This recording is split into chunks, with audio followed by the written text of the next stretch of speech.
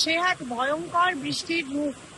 আমরা ভাবতেও পারিনি যে আমরা বেড়াতে এসে এরকম ভয়াবহ একটা পরিস্থিতির মুখোমুখি হতে চলেছি।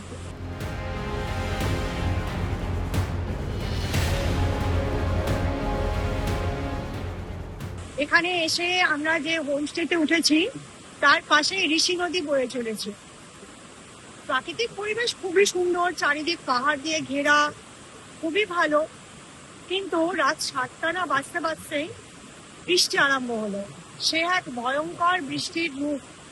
আমরা ভাবতেও পারিনি যে আমরা বেড়াতে এসে এরকম ভয়াবহ একটা পরিস্থিতির মুখোমুখি হতে চলেছি। রাত আরো যত বাড়তে লাগলো, বৃষ্টির পরিমাণও ততই বাড়তে লাগলো। যাই হোক, খাওয়া দাওয়া সেরে আমরা শুয়ে পড়লাম। কিন্তু রাত 1:30টার সময় উঠে দেখলাম চারিদিক ঘুটঘুটে অন্ধকার, বাজ পড়ছে এবং বাজের আলো আমাদের সমস্ত চারিদিক কাঁচ দিয়ে ঢুকছে। আর সেই আওয়াজে, আকাশ ফাটানো আওয়াজ, ভাবে যে আমরা এইরকম একটা পরিস্থিতির মুখোমুখি হতে চলেছি সেটা আমরা ভাবতেও পারিনি। এক ভয়ঙ্কর অভিজ্ঞতা।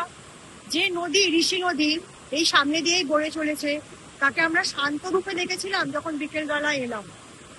বাট যতই রাত্রি বাড়ছে তার একটা ভয়াবহ রূপ আমরা দেখতে পাচ্ছি।